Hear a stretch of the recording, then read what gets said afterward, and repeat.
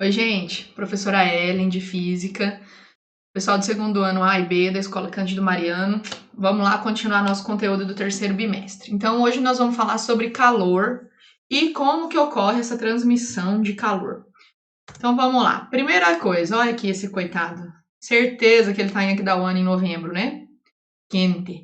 Então, ó, o calor é um assunto controverso, porque no nosso cotidiano é bem comum a gente falar assim, nossa, tô com calor, ai, que calor, tá um calor, tô morrendo de calor, tá calor. A gente fala muito isso, né? Só que, será que a gente tá usando esse conceito de forma cientificamente correta? Já te digo que não. Porque um corpo, ele não possui calor. Porque calor é uma energia em trânsito, é uma energia que passa de um corpo para o outro. E só é calor quando ela está nesse processo de transferência. E qual que é a função, né, vamos dizer assim, do calor? Então, quando um corpo recebe calor de alguma fonte, ele aumenta a sua temperatura. Quando esse calor é perdido por esse corpo, a sua temperatura diminui. Então, ó, o calor, ele é uma forma de energia que está sendo transmitida de um corpo para o outro. Por que isso acontece? A razão disso acontecer é a diferença de temperatura entre eles. Então, calor é energia em trânsito. Então, é como a gente falar assim: ah, tá transmitindo calor. Mas o calor já não é energia em trânsito? Já não é transmissão, professora? A gente não tem um termo melhor para utilizar. Então, ainda a gente fala que está sendo transmitido calor. Mas o calor, ele só acontece, vamos dizer assim, ele só está existindo enquanto houver a transmissão. Então, um corpo, ele não possui calor. Não possui. Então, eu não posso dizer que, eu tô com calor. Não. Um corpo, ele não possui calor. Calor é energia em trânsito. E ele se transfere de um corpo para o outro, sempre do corpo mais quente para o corpo mais frio. E então isso acontece pela diferença entre as temperaturas. Não esqueçam disso, sempre do mais quente para o mais frio. E aí nós temos alguns tipos que esse calor ele é transmitido. Temos a condução, a convecção e a irradiação. Nós vamos falar dos três. Então, ó, dois corpos com temperaturas diferentes são colocados em contato. Então, tá em contato, um relando no outro, um em contato com o outro. O corpo quente transfere energia para o corpo mais frio. É isso que nós vimos no slide anterior. O calor ele é sempre do mais quente para o mais frio. A esse processo de transferência de calor damos o nome de condução. Então, ó, a condução ela precisa de um meio material para acontecer e precisa que esses corpos, esses materiais estejam em contato. Essa é a característica principal da condução, sempre do mais quente para o mais frio. Então, vamos observar aqui. Então, ó, são duas peças aqui, elas estão em temperaturas diferentes. A temperatura 1 é maior que a temperatura 2. Se a 1 é maior que a 2, o sentido, né, da transferência do calor é aqui da esquerda para a direita. Por quê? Do mais quente para o mais frio. Então, nós temos essa área aqui, essa seção reta. Então, aqui mede a temperatura 1, do outro lado aqui mede a temperatura 2. Esse L é a espessura desse material aqui, desse corpo. Então, como que acontece essa condução? Qual é a taxa com que esse calor é transferido dessa face para essa segunda face? Então, ó, nós temos aqui que a condução, ela é quanto calor, né, a quantidade de calor que passa de uma superfície para outra em um determinado intervalo de tempo, certo? Calor é energia, então a unidade dele é o joule. Joule, a unidade do tempo, é segundo. Joule por segundo, isso é watt, é unidade de potência.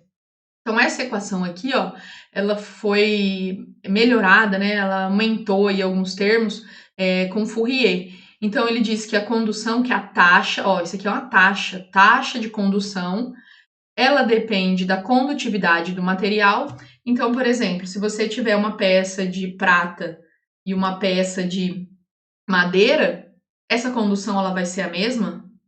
De jeito nenhum. Por quê? Porque depende da condutibilidade desse material. Vai depender da área dessa peça aqui. Maior ou menor vai influenciar na condução. Então, ó, quanto maior essa área, maior ou menor será a condução? Maior, né? É mais fácil. E aí a diferença entre as temperaturas de uma face e outra, e depende também da espessura. Ó, veja que a taxa de condução ela é inversamente proporcional à espessura. E faz sentido. Porque, ó, quanto mais largo for esse aqui, ó, quanto mais espesso for essa peça, mais difícil é para a energia circular aqui, para a energia passar por essa peça. Então, essa equação, essas duas equações é a taxa de transferência de calor por condução. Qual que é a característica de transferência de calor por condução? Precisa de um meio material e eles precisam estar em contato, certo? Então aqui, ó, tem uma tabela com as condutividades térmicas, que é o valor daquele casinho. Dá uma olhada aqui, ó, prata, alumínio, depois vamos aqui para o isopor. Prata e alumínio não são metais? O que a gente fala sobre os metais? Que eles são bons condutores de energia. Então, eles são bons condutores de energia térmica, bons condutores de energia elétrica. Dá uma olhada na condutividade da prata, 420 watt por metro Kelvin, por metro vezes Kelvin. Olha do isopor, 0,01. Do que a gente chama a prata? De condutor. Do que a gente chama o isopor? De isolante. Então, dependendo do valor dessa condutividade térmica aqui, o nosso material ele é condutor ou ele é isolante. Então, ó, tudo isso aqui, isolante, isolante, isolante, isolante. E esses aqui, condutores. Porque a taxa de condutividade térmica, a taxa não, o valor da condutividade térmica, ela é grande, certo? Então, materiais que são bons condutores, eles são bons condutores de energia, seja ela térmica, ou seja, o que é energia térmica? Calor. Energia elétrica, certo? Então, essa tabelinha aí tá no livro que eu tô usando para fazer o material de vocês. A próxima forma de transmissão de calor é a convecção. Ela é comum acontecer nos líquidos e nos gases. E nada mais é que a movimentação de parte desse fluido dentro do próprio fluido. Então lembrem-se, lá do primeiro ano, fluido é tudo aquilo que pode escoar. A gente chama aí que os fluidos são os líquidos e os gases. Então, por exemplo, para que isso serve para a gente? A questão da instalação de ar-condicionado e aquecedores. Observem aí se vocês têm ar-condicionado em casa ou quando a gente estava lá na escola presencial. O ar-condicionado tinha uma posição. E era onde? É no pé da parede? Não, né? É sempre lá em cima. Por que ele é colocado lá? E os aquecedores, eu acredito que não seja tão comum aqui para nossa realidade, mas os aquecedores são sempre postos na parte inferior, né, do cômodo, vamos dizer assim, no chão, mais baixo possível. Então, por que isso acontece? As geladeiras de uma porta só, por que os congeladores são em cima e não embaixo? Então, é por conta dessa forma de transmissão de calor, a convecção. O ar frio é mais denso, ele desce. O ar quente é menos denso, ele sobe. Então, gera correntes de convecção, essa troca de ar. Por isso que o ar-condicionado é colocado na parte superior da sala, do quarto, ou qualquer outro lugar, e não na parte inferior da parede. Porque o ar frio ele precisa descer, ele desce, por quê? Porque ele é mais denso. E o ar quente ele sobe, gera essas correntes de convecção, vai deixar o nosso ar condicionado, vai deixar o nosso ar mais geladinho. Então a convecção é isso, ela acontece apenas em fluidos, né? Não acontece em sólidos, e é a movimentação de parte do fluido dentro do próprio fluido, certo? Então, por essa razão, né, dessa forma de transmissão de calor, a convecção, que os ar-condicionados são colocados na parte superior do nosso cômodo, vamos dizer assim. E aí, a próxima forma de transmissão de calor é a irradiação. Podemos dizer que ela seja uma das principais formas aí de transmissão de calor, porque sem ela não teria vida na Terra, por exemplo. Então, essa forma de transmissão de calor é como o calor, né? Assim, o calor ele é transmitido para a Terra, né? O Sol está lá, temperatura super alta. Como chega, né, esse calor para a gente aqui na Terra? Através de ondas eletromagnéticas. E esse processo aí a gente vai chamar ele de irradiação. Então, as ondas eletromagnéticas, nós vimos lá no primeiro bimestre, que são aquele tipo que não precisa de um meio para se propagar. Então, e o que muda, né, de uma onda eletromagnética para outra?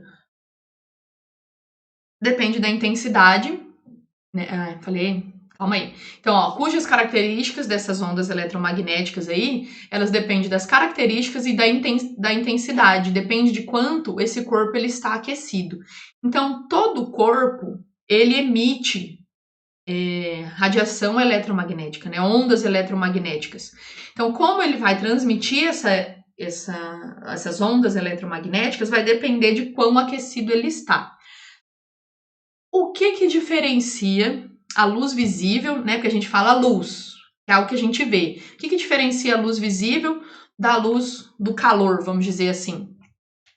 É a frequência com que essas ondas estão vibrando. Então é comum o tal do infravermelho, né? Então quando a gente fala desses óculos, essas câmeras infravermelhas, elas veem no escuro. Por quê? Porque todo o corpo ele libera radiação. E como ele vai liberar a quantidade, a intensidade vai depender de como ele está aquecido.